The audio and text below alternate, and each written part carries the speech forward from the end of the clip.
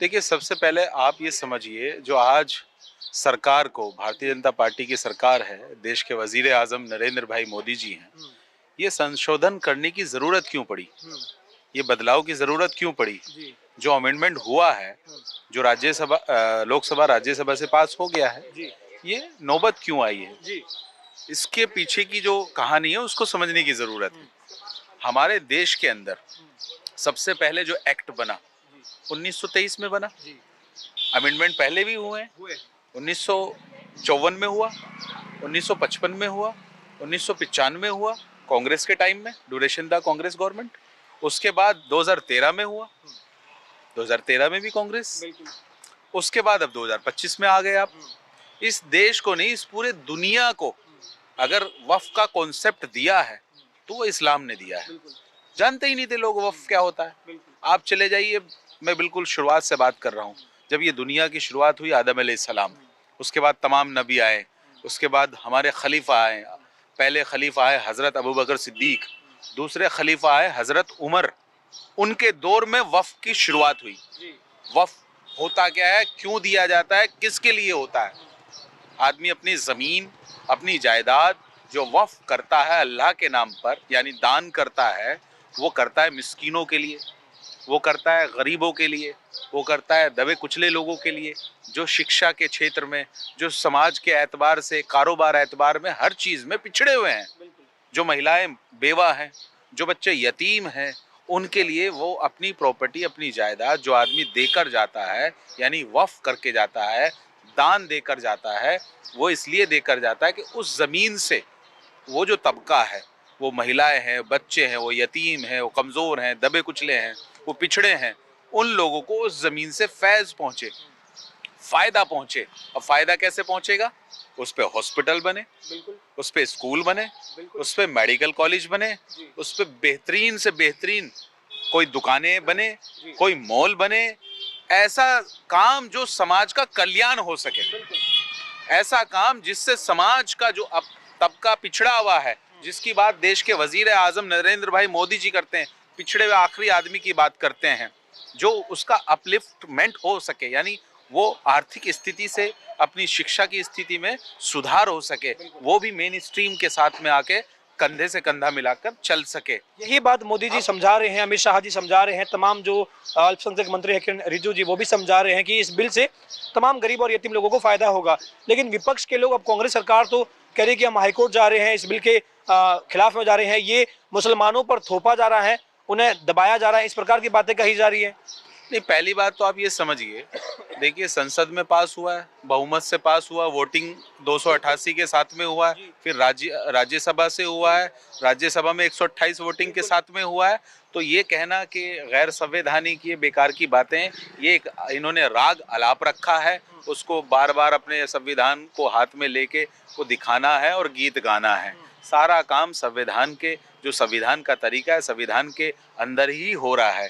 ये संसद के अंदर हो रहा है, संसद संविधान के तरीके से तो चल रही है। लेकिन विपक्ष के नेता ये भी कह रहे हैं। दूसरी बात, जो जेपीसी बनी, जॉइंट पार्लियामेंट्री कमेटी बनी, जी, पूरा मौका दिया, करोड़ों लोगों के वहां व्यूज आए हैं, बिल्कुल, करोड़ों लोगों की वहां विचार पहुंचे हैं हाँ, कि ये होना चाहिए, ये होना चाहिए। हुँ, फिर पूरा मौका दिया डिस्कशन का, हुँ, चर्चा का, डिस्कशन का मौका दिया। जो जेपीसी के अध्यक्ष बनाए, हुँ, जबदंगी का पाल साहब नाम है उनका, और मेंबर्स तमाम जो उसमें वो थे, जितने भी राज्यसभा और लोकसभा के, तो तमाम लोगों को हाँ, पूरा मौका दिया गया अपनी अपनी बात रखने का। तो ये थोपना के जबरदस्ती थोपा जा रहा है, ये बिना वजह की बात है। लेकिन अब आप समझिए, इन लोगों के पेट में दर्द होने का कारण क्या है?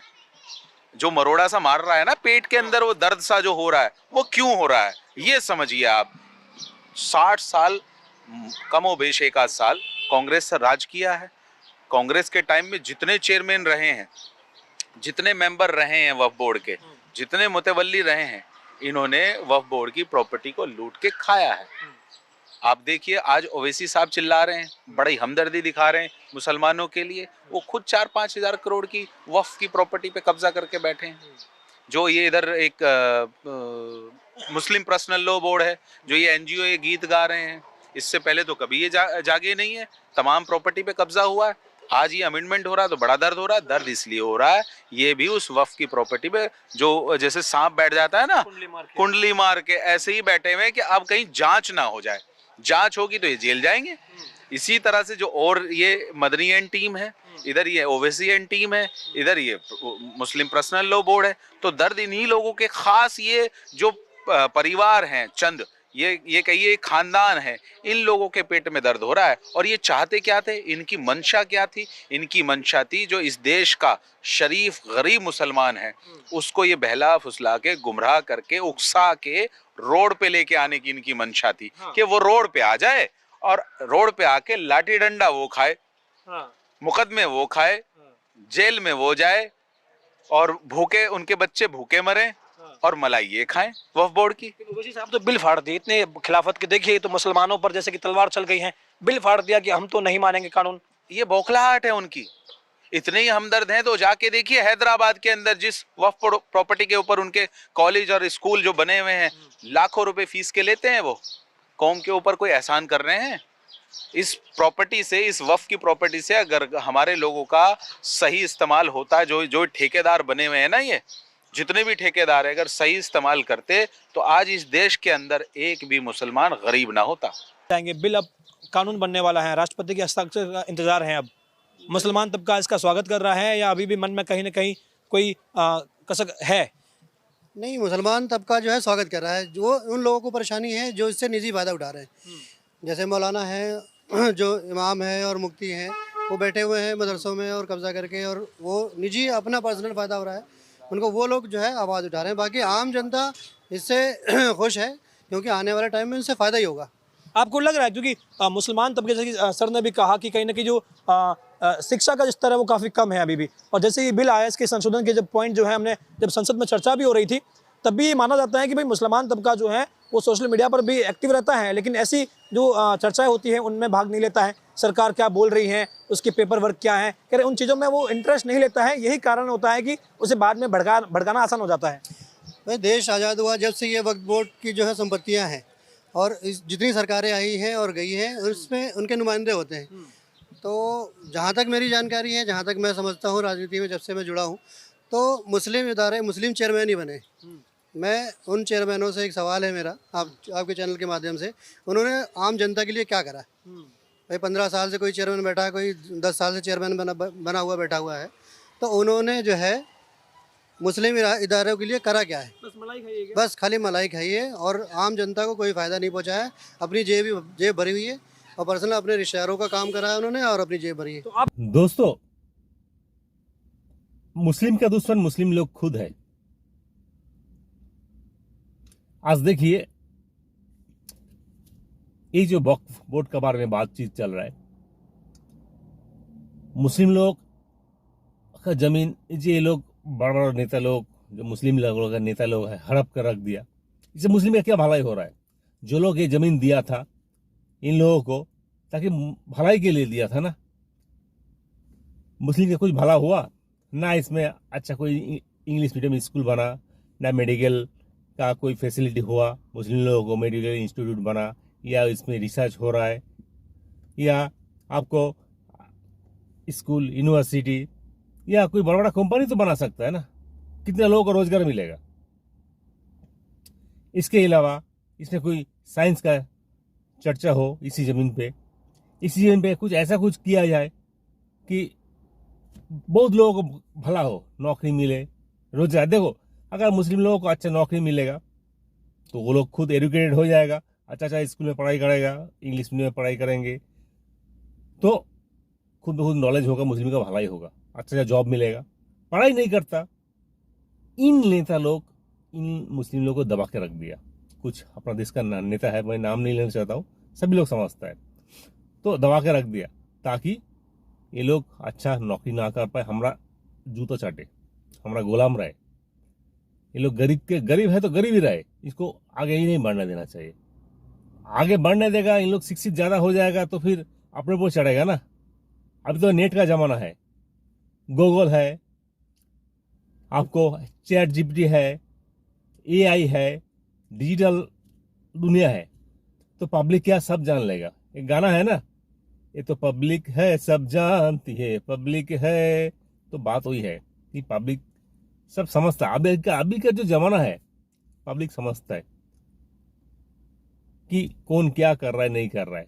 तो मैं यही बोलना चाहता हूँ कि सारे मुस्लिम लोग हक के लिए आवाज उठाओ, रास्ते में आओ, बोलो कि हमको अच्छा शिक्षा चाहिए, हम लोगों को मेडिकल फैसिलिटी चाहिए, हम लोगों को, हर आदमी को इन मेडिकल का जो बीमा होता है, इंश्योरेंस है, मेडिकल इंश्योरेंस चाहिए, ताकि कोई भी प्रॉब्लम हो हम लोग मेडिकल में फ्री में, मुफ्त में इलाज मिले।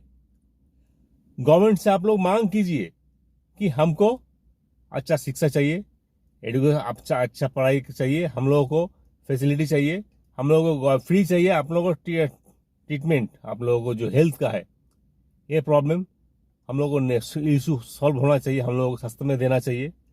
हर घर में पढ़ाई के लिए हम लोगों को फ्री में एजुकेशन देना चाहिए। हिंदी मीडियम नहीं चाहिए, जो स्टेट का लैंग्वेज है, किसी का बांग्ला होता है, किसी का तमिल होता है, नहीं चाहिए। सबको बोलो इंग्लिश मीडियम चाहिए, उसमें अपना स्टेट का लैंग्वेज है, मुश्किल नहीं। चाहे कोई उर्दू में बात करना चाहता है तो उर्दू का एक स्टडी हो, हिंदी में बात करता है हिंदी में बात हो, बांग्ला में बात करता है, तेलुगु में, तमिल में, जो भी हो, एक सब्जेक्ट हो, मुश्किल नहीं। लेकिन फर्स्ट लैंग्वेज इंग्लिश होना चाहिए। उसके बाद सबको रोजगार देना पड़ेगा, गवर्नमेंट को आप मांग कीजिए सॉरी, सबको रोजगार देना पड़ेगा। रोजगार मिलेगा तो लोग खुशहाल हो रहेगा, तरक्की करेगा, अपने बच्चों को अच्छा तालीम दे सकता है। हम ये मुस्लिम लोगों को मैं बोलता हूं, आप लोग इस मांग कीजिए। ये सब बकबोर्ड है, वो बकबोर्ड है, ये बुरका है, ये जो मस्जिद मंदिर ये सब जो चल रहा है, ये सबसे दूर रहिए। आपको गवर्नमेंट से सीधा मांग कीजिए, हम लोगों को देना पड़ेगा। और मैं गवर्नमेंट को भी बोलना चाहता हूं, देखिए अपना जो शरीर जिस्म है, हाथ पैर नाक कान बाल, ये सब मिला के जिस्म होता है अगर एक भी चीज नहीं रहेगा, एक भी चीज प्रॉब्लम होगा, पूरा जिस्म खराब होता है। तो ऐसे ही हिंदू मुस्लिम क्रिश्चियन सिख ईसाई बौद्ध जो भी है, ये सब मिला के देश होता है। अगर एक तबका नीचे रहेगा तो देश कभी तरक्की नहीं कर पाएगा, ये बात जान लीजिए। तो देश के गवर्नमेंट को मैं यही बोलना चाहता हूँ, कोई भी गवर्नमेंट हो, चाहे कांग्रेस हो, बीजेपी हो, कोई भी गवर्नमेंट हो, मैं ही चाहता हूं कि सारे लोगों को मिलके आप लोग उठाइए, अच्छाई के लिए कदम उठाइए, चाहे जबरदस्ती हो, लेकिन कदम उठाइए। जो भी कुछ चीज है, मैं अभी का जो गवर्नमेंट है, मैं किसी का सपोर्ट में नहीं बोल रहा हूँ, जो हकीकत है तो बोल रहा हूँ। आगे का जो गवर्नमेंट है, देखिए कुछ काम किया है। एक तो ये जो बाबरी मस्जिद का लफड़ा है, किसी को दुख हुआ, किसी को खुशी हुआ, लेकिन प्रॉब्लम सॉल्व हो गया ना। इसके लेके कितना राजनीति होता था, कितना मार काटाई, खून, कितना क्या हो रहा था। उसके बाद ये जो 3 तलाक का बिल आया, ये कोई माने ना माने भला हुआ लड़की लोगों का। घंटे में किसी का डिवोर्स हो रहा था, किसी ने बाहर नौकरी करता, उधर से मोबाइल पे डिवोर्स, 3 तलाक दे दिया, हो गया। उसके बाद बोरखा पहन के कॉलेज में जाना, स्कूल का, ये कौन सा तरीका है? बोरखा के अंदर तो टेररिस्ट भी बैठ सकता है ना, टेररिस्ट भी उसमें अंदर बोरखा पहन के घूमता है ना, वो भी तो बम फाड़ सकता है ना स्कूल में, कॉलेज में। तो ये सब चीज को उठाया, और भी बहुत चीज है उठाया, ये अच्छी बात है। ऐसा जो चीज अच्छा है उसको आप चाहे जबरदस्ती में करो जिसको लोगों को भला हो। मैं गवर्नमेंट में ये बोलना चाहता हूँ, ये सब जमीन वगैरह है ना, ये जो वक्फ का जमीन वगैरह है, ये सब एक्वायर करके इसमें अच्छा कंपनी डालो, लोगों को रोजगार बने, हिंदू को मुस्लिम सबको रोजगार मिले। देश सबको मिला गया है, एक किसी एक तबका का नहीं है। ठीक है, कुछ अच्छा काम किया ये गवर्नमेंट, जैसा लोगों को घर देता है ना, लोग घर देता, सब तो हिंदू लोगों को घर नहीं देता ना, मुस्लिम लोगों को घर के लिए पैसा अलॉट करता है ना। ये जो आपको बीजेपी गवर्नमेंट हो, जो भी हो, स्टेट गवर्नमेंट बोलो, बीजेपी गवर्नमेंट हो, सभी मुस्लिम हिंदू देख के ये जो पैसा नहीं देता है ना। तो मेरा कहना ये के मतलब है कि मुस्लिम हिंदू मत करो, जो भी सब देश के लिए है। देश सबसे पहले, धर्म बाद में। हम बाहर नौकरी करते हैं ना मस्कट में, हमको लोग बोलता है हम मुस्लिम है, हमको लोग बोलता है तुम इंडियन मुस्लिम हो। कोई नहीं बोलता मुस्लिम इंडियन हो, ऐसा नहीं बोलता। तुम इंडियन मुस्लिम हो, और बांग्लादेशी मुस्लिम है, और पाकिस्तानी मुस्लिम है, ऐसा बोलता है। तो देश पहले आता है, देश का नाम पहले आता है, उसके बाद धर्म आता है। हमारा कुछ प्रॉब्लम होगा, हमारा इंडियन एम्बेसी हेल्प करेगा, इंडियन एम्बेसी करेगा, कोई धर्म का ठेकेदार हेल्प नहीं करेगा। तो देश पहले है। मैं सारे लोगों को बोलता हूँ कि देश पहले है, आप लोग देश के लिए सोचिए। देश आगे बढ़ेगा तो हम भी आगे बढ़ेंगे। तो आप ये वीडियो देखा, आपको बहुत बहुत शुक्रिया, थैंक यू। आप लोग समझिए, मैं सारे मुस्लिम लोगों को बोलता हूँ, देश का नेता लोगों को भी बोलता हूँ, चाहे हिंदू हो, चाहे बीजेपी हो, या कांग्रेस, सबको, कि देश के लिए सोचिए। एक तबका अगर नीचे रह जाएगा, इसका जिम्मेदार आप भी है, देश आगे नहीं बढ़ पाएगा। सारे तबकों को लेके चलो, कोई भी दलित हो, क्रिश्चियन हो, हिंदू हो, मुस्लिम हो, और भी जो भी है, सबको मिलके लेके चलो, मेरा एक ही कहना है। तो लास्ट में आप लास्ट तक देखा, ये आपको बहुत बहुत धन्यवाद, शुक्रिया। मेरे चैनल को सब्सक्राइब कर दीजिए, ऐसा टॉपिक में मैं वीडियो बनाते रहूंगा। थैंक यू, जय हिंद।